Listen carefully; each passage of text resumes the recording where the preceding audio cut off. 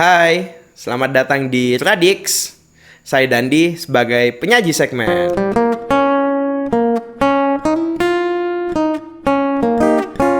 Ya, kali ini kami telah berada di studio Kijang Record atau yang dikenal dengan Kirik. Woi, Kirik ya. Dan telah bersama saya saat ini Bung Alvin. Halo Bung Alvin. Halo.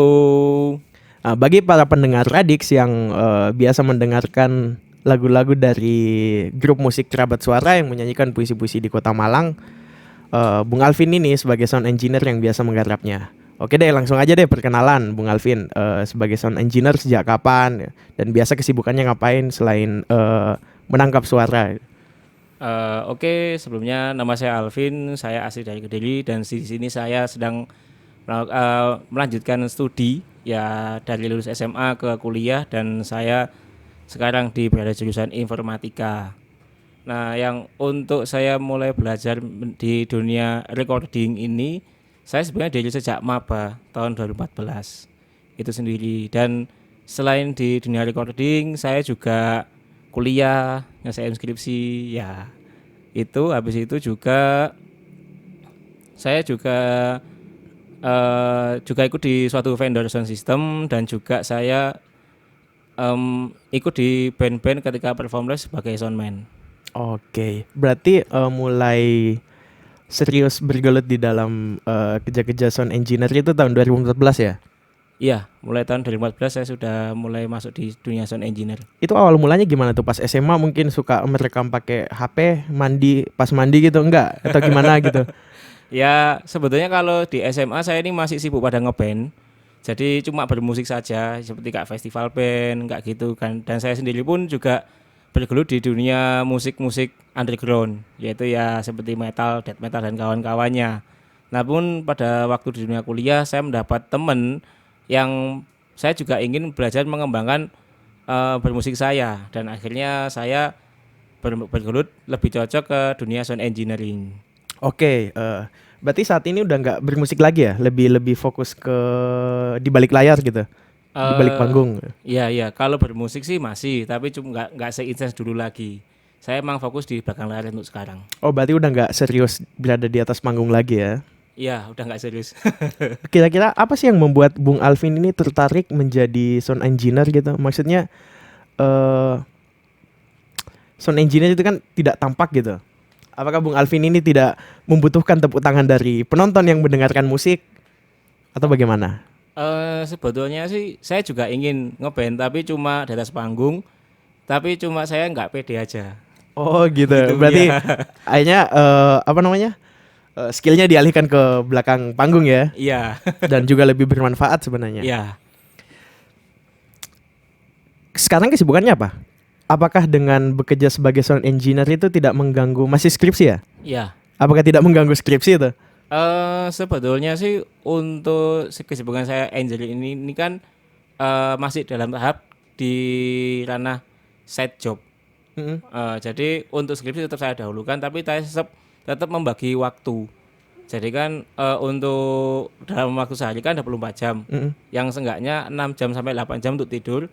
Ya 8 jam untuk bekerja. Akhirnya saya harus membagi waktu menyelesaikan skripsi saya lebih cepat. Saya mau mengasih waktu saya untuk mengerjakan bekerja itu 8 jam. Itu sudah termasuk include skripsi dan side job saya. Dan saya bisa mengambil side job saya ini di waktu weekend.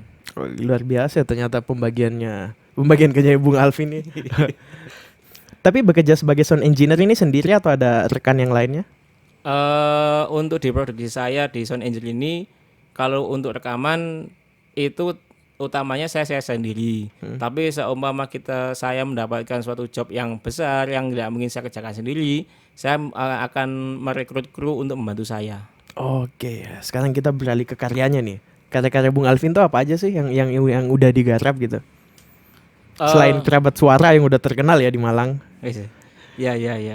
Untuk karya yang pernah saya buat itu, pertama saya emang berawal dari Tiny Floppy yang mana dari band Malang sendiri.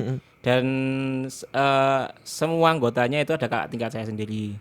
Dan saya belajar banyak penuh di sana, mulai dari rekaman, habis itu belajar stage crew dan jadi sound engineering dan benar mulai dari situ. Itu tahun berapa tuh? Saya mulai bergabung di Tiny Floppy sekitar tahun 2016. Oke. Berarti sampai sekarang masih menggarap kerabat suara ya? Ya, saya menggarap kerabat suara Mas Yan. Oke. Mungkin bagi para pendengar Radix yang belum mengenal kerabat suara, boleh add Facebooknya Mas Anto Yunus ya, biar bisa dapat komen getkan uye. Nah, sekarang kita masuk ke dalam sesi pembahasan, yaitu saat ini kami akan membahas bagaimana sih kerja-kerja produksi sebuah musik itu mulai dari pra sampai pasca ya Mas ya. Iya. Nah, kalau berbicara tentang produksi musik, saya mengenal salah satu nama produser musik itu seperti George Martin, The Beatles ya. Sehingga apa yang dia lakukan itu menjadi rujukan untuk teknis-teknis produksi selanjutnya di dalam dunia musik. Nah, menurut Bung Alvin, step by step apa aja sih yang perlu dilakukan ketika kita ingin melakukan rekaman musik gitu? Sebetulnya untuk rekaman itu dibagi 3 sesi, yaitu yang mana kita melalui sesi pertama yaitu recording, yang habis itu mixing, habis itu mastering. Nah, yang mana ini recording yaitu proses perekaman semua materi lagu. Habis itu setelah selesai direkam, kita mixing. Nah, kita mixing ini kita ratakan semua untuk balancing lah, untuk bahasa awamnya itu balancing semua instrumen yang ada. Lalu setelah kita balancing, kita mastering agar audio ini bisa didengar secara menggunakan device analog. Itu dalam satu lagu itu kira-kira membutuhkan berapa lama tuh? Misalnya durasi lagunya tuh 3 menit 8 detik. Apakah ketika ingin memproduksinya tuh membutuhkan waktu segitu juga atau mungkin berhari-hari ya? Dan setelah itu jadinya hanya 3 menit. Sebetulnya untuk perekaman sebuah lagu, untuk satu lagu itu tergantung dari materi setiap lagunya. Ada juga dia memiliki lagu yaitu seperti lagu rock, lagu yang berteknik ataupun lagu yang berskill susah-susah dengan tempo berubah-ubah atau dengan time signature yang berubah-ubah. Kan otomatis dia membutuhkan ketenangan di situ untuk mengerjakan lagunya sendiri. Dan di samping juga ketika kita tidak mendapatkan suatu sound yang bagus seperti harapan kita ketika recording, kita akan mengulik lagi di situ. Jadi biasanya untuk penggarapan satu lagu kalau memang benar-benar diulik bisa mencapai paling cepat itu 1 sampai dengan 2 hari. Kalau untuk satu album bisa selesai penggarapan untuk recording 2 minggu 3 minggu. Oh iya, berarti cukup lama ya untuk menyiapkan satu materi penuh ya dalam sebuah album. Iya. Lalu selanjutnya dalam produksi musik itu kira-kira yang bekerja sebagai di luar dari grup musik itu ada berapa sih? Misalnya ada pembagiannya apa aja? Selain sound engineer gitu. Untuk di grup musik sendiri selain sound engineer itu ada namanya juga kru. Ya, kru ini ya itu adalah membantu menyiapkan peralatan-peralatan si pemain playernya untuk manggung ataupun untuk rekaman. Terkadang pun untuk seorang drummer setnya pun bisa lebih kita katakan 8 instrumen yang paling sedikit. Kadang kalau kita sudah memasuki yang kompleks, di situ ada lebih dari 8 atau hingga 16. Oh iya. Kan tidak mungkin dia bisa membawa sendiri. Akhirnya dibantu oleh kru untuk membantu bawakan alat dan mengesetnya juga.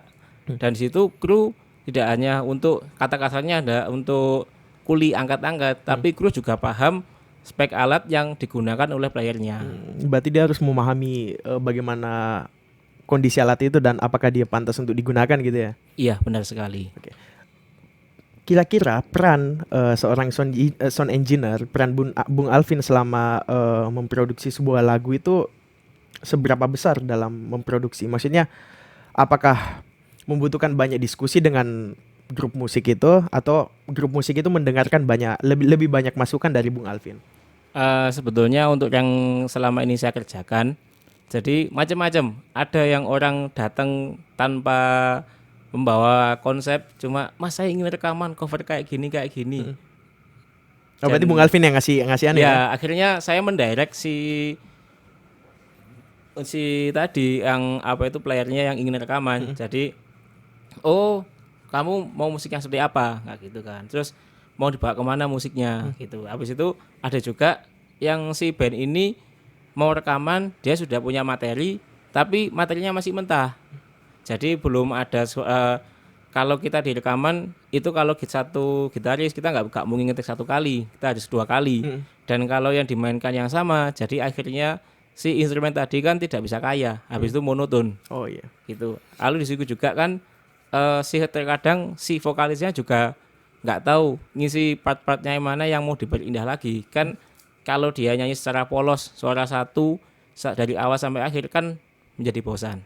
Jadi kita perlu pemanis sedikit-sedikit, di mana itu harus ada namanya suara 2, suara 3 dan backing vokal dan lainnya.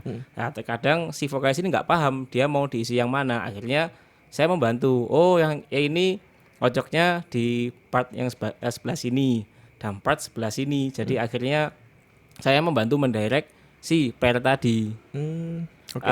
Di samping itu kalau saya juga mendirect ketika ternyata lagumu di tempo sekian nggak cocok, Diulang lagi gitu. akhirnya kita menyarankan dengan tempo yang sesuai dengan lagunya. Soalnya kan ketika kita tidak mengeluarkan memaksimasi rekaman tadi band ini tadi, soalnya endingnya dia tetap membawa nama kita sebagai endingnya. Iya, tetap membawa ya. Iya. Tapi pernah nggak sih berantem gitu pada saat diberitahu nih ngeyel nih grup musiknya, mentang-mentang dia lebih paham materi lagunya gitu, dia pengennya kayak gini, tapi pada dasarnya ketika dia direkam nggak cocok tuh. Pernah nggak berantem kayak gitu? Sebetulnya kalau seperti itu saya alhamdulillah nggak pernah. Jadi di situ posisinya saya hanya memberi saran. Jadi kalau ketika saran saya tidak dipakai ya sudah. Tetap jalan berarti Tetap ya. jalan. Gitu.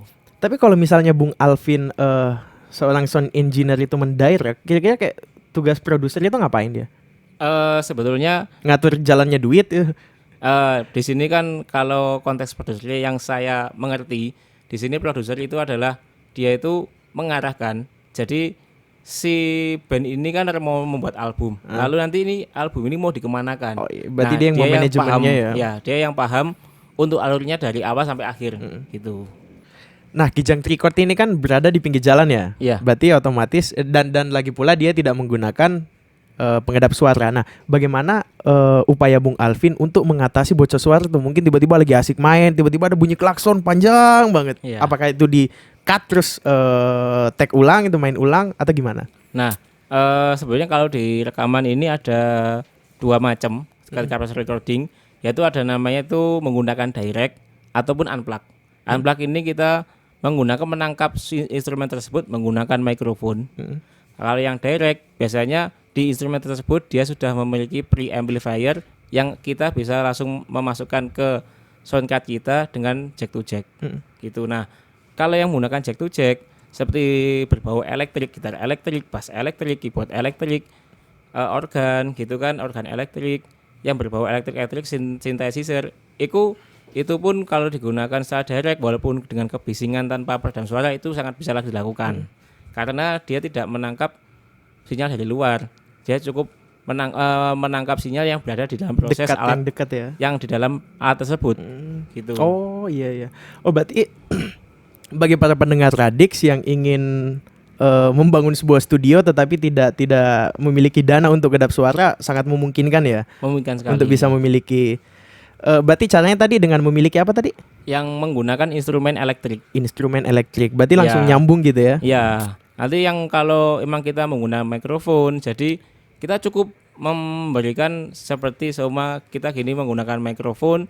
Kita kan mikrofon sendiri kan ada 2 macam, yaitu yang namanya dynamic mikrofon sama condenser mikrofon. Dynamic mikrofon ini dia tidak perlu menggunakan aliran listrik dan dia untuk cakupan gainnya yang didapatkan dia tuh sempit. Jadi untuk suara bocor-bocor yang dari luar itu akan lebih kalah dengan suara kita yang masuk ke mikrofon. Berarti masih lebih aman ya? Masih lebih aman. Tapi kalau kita ingin mendapatkan clarity yang lebih bagus lagi menggunakan kondensor, itu juga bisa dengan satu syarat, yaitu kita harus bisa menangkap suara instrumen yang dekat mikrofon lebih kencang ketimbang suara yang di belakangnya seperti klakson dan kawan-kawannya tadi. Kalau yang emang tidak bisa, suaranya masih bocor, ya emang harus diulang gitu. Oke. Nah, selanjutnya ketika seorang sound engineer telah selesai melakukan rekaman, apalagi hal selanjutnya yang dia lakukan? Nah, setelah proses rekaman ini tadi, kita melakukan yaitu adalah cek file dulu. Nah, jadi cek file dulu apakah semua file sudah benar ataupun ada yang salah sedikit, mungkin dia powernya lepas sedikit atau dia tuning pitch-nya ke si vokalis menembak pitch-nya si nada ini ke bleset sedikit. Nah, jadi kan kadang ada fals gitu kan. Tapi falsnya tipis seperempat cumaan. Gitu kan. Itu enggak masalah. Kalau enggak juga ada si ketukan drummer ini tadi atau gitaris ataupun yang lainnya dia ini out of tempo tapi cuma sedikit. Nah, seperti itu.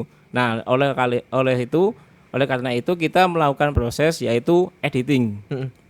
Jadi kita edit semua si resource ini tadi mendekati dari tempo yang sudah kita tentukan di awal waktu rekaman tadi agar dari si rekaman tadi terasa halus dari awal sampai akhir. Soalnya kan kalau tiba-tiba di tengah-tengah ada yang miss ataupun ada yang salah kan nggak lucu. Soalnya rekaman ini akan diulang-ulang terus. Ketika yang masuk di dalam rekaman adalah sebuah kesalahan, jadi kesalahan tersebut akan diulang-ulang sampai ke seterusnya. Tapi kira-kira pernah nggak dalam tahap editing itu tiba-tiba seorang sound engineer atau Bung Alvin itu mendapatkan ilham ya, itu out of the box itu. Saya pengen nambahin ini deh, ini. Ya, tapi yang ingin dia tambahkan itu adalah sesuatu yang aneh tapi bisa menghasilkan bunyi. Tetapi ketika dia dimasukkan bunyinya jadi lebih asik gitu. Terkadang juga sering juga mendapatkan seperti itu ketika saya mengkompos suatu komposisi, yang mana kemarin saya juga mendapatkan job yaitu mengkomposisi dari musik tari. Jadi ketika saya sudah selesai, sini sudah cukup sih. Tapi ternyata waktu saya mau proses cek file lagi, ini di part sini kita bisa menggunakan, kita tambahin dengan instrumen ini, instrumen A, B, bisa. Ya udah kita tambahin aja. Langsung aja tambah nggak apa-apa. Nanti kalau emang si pemainnya di sana tidak bisa, ketika kita bantu menggantikannya, kita bantu. Oke. Tapi pernah nggak Bung Alvin itu mengalami kesulitan yang parah banget tuh untuk ketika melangsungkan sebuah record? Sebetulnya kalau masalah dalam record itu dulu sih sering. Soalnya dalam kita masih proses belajar ya. Belajar kan kita menerka-nerka sebelum kita kan pasti sebelum rekaman kita pasti sudah prepare. Jadi prepare-nya itu yang mana si band tadi ini menggunakan instrumen apa aja. Yang pernah si band ini dia itu tidak memiliki instrumen seperti instrumen pukul yaitu djembe. Nah, kita bingung ya, proses miking djembe yang benar seperti apa. Habis itu baru pertama kali ngerekam kajon. Proses making kajon yang benar itu seperti gimana? Karena itu bukan elektrik ya. Iya. Dia harus Iya kan, ketika kita ada kesalahan peletaan miking untuk instrumen yang tanpa non elektrik. Nah, itu akan berakibatkan fatal di proses selanjutnya. Jadi sebetulnya kalau di proses recording, mixing, mastering ini sangat menyambung semuanya. Jadi ketika kita ingin mendapatkan hasil yang maksimal di akhir, jadi kita harus mendapatkan input yang maksimal di awal. Oke. Tapi kalau biasa kan kita mendengarkan ada album live tuh, tapi live-nya kan nggak benar-benar live-nya di studio. Ya. Itu gimana tuh kira-kira teknis produksinya? Nah, untuk live recording yang di dalam studio, kita menyediakan semua channel sesuai dengan kebutuhan si band. Seumah dia menggunakan full set band, menggunakan drum, bass, gitar, keyboard dan kawan-kawannya. Jadi kita harus mengelis semua dulu. Jadi ada beberapa channel yang dibutuhkan di situ. Setelah itu kita menaruh penempatannya si instrumen tadi. Jadi si vokal kita tidak mungkin menempatkannya di dekat drum. Soalnya kalau ditaruh di dekat drum, maka si suara si vokal ini akan kalah dengan suara drum. Emang ada orang yang bisa mengalahkan tenaganya, dia orang teriak, bernyanyi bisa mengalahkan suara drum yang dipukul-pukul kayak gitu. Ya kalau bisa kalau lagunya jazz, pelan. Habis itu yang terpenting kalau di rekaman studio live itu adalah penempatannya instrumen masing-masing. Apalagi kalau kita menggunakan ampli, di situ kan akan ada bocoran yang besar di instrumen yang lain. Nah kalau emang bisa si amplinya itu disembunyikan, itu lebih bagus. Itu emang kemana? Karena bocornya aja ya? Iya, nanti takutnya bocor ke drumnya dan bocor ke vokalnya juga. Iya. Kan kalau dia bocor ke vokal, dia akan mengganggu ini si tune vokalnya sendiri. Jadi tune vokalnya tidak akan jernih di situ. Oke. Tapi lebih mudah mana sih kalau ngerekam live itu atau rekaman biasa itu? Sebetulnya itu ada plus minusnya masing-masing. Nah. Kalau rekaman live sekali jalan selesai, kita nggak perlu menghabiskan banyak waktu. Oh berarti nggak ada pause-pause gitu ya, nggak ada pause stop-stop sama- gitu? Iya. Sekali main langsung selesai? Iya, jadi kan kita enak kalau nge-record pencet spasi, selesai udah bener mas. Nanti kita cek ke si pemain sendiri. Oh udah bener, nggak apa-apa mas gini. Oke selesai. Tapi mungkin untuk prepare-nya kita bisa menghabiskan waktu lebih dari 1 jam. Lebih lama ya? Lebih lama. Tapi Apalagi kalau instrumennya banyak ya? ya kan soalnya kita harus mengeset semua instrumen, habis itu monitor untuk pemainnya masing-masing. Soalnya kalau tanpa monitor, si pemainnya kan buta. Dia memainkan apa? Lalu ketika kita pisah-pisahkan si pemainnya tadi, akhirnya si pemainnya si drummernya tidak bisa mendengarkan suara vokalisnya. Tidak bisa mendengarkan instrumen gitarisnya. Kan nggak mungkin kita nggak bisa bermain tanpa mendengarkan si teman-temannya tadi. Jadi konteksnya dia ku bukan bermusik menggunakan feeling, tapi menggunakan hafalan. Jadi kayak sekolah nanti jadinya ujian. Jadi nggak enak ya gitu, Iya. nggak bebas ya. Iya. Nah, karena kita telah mumpung berada di markasnya Bung Alvin, boleh deh kasih contoh-contoh gimana sih perekaman instrumen itu? Nah, untuk rekaman instrumen sendiri nanti saya akan contohkan untuk menggunakan gitar Oh, akustik. jangan nanti sekarang. Oh iya. Gitar akustik. Nah, yang barusan itu kan ada 2 jenis. Nah, itu kira-kira perbedaannya apa tuh? Nah, untuk gitar nanti kan gisi gitar akustik ini yaitu ada kan direkam. Kalau saya biasanya langsung kayak saya gunakan 2 treatment, yaitu si gitar ini akan saya ambil langsung menggunakan preamp-nya, yaitu langsung direct ke sound card. Habis itu saya juga menggunakan todong mikrofon. Nah, ini contohnya yang menggunakan langsung direct.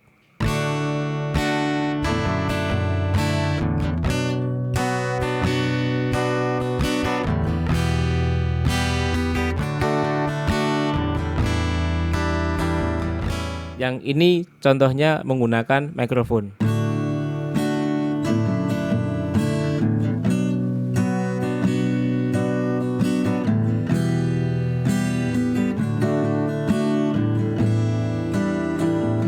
Dan ini contohnya ketika digabungkan dua-duanya.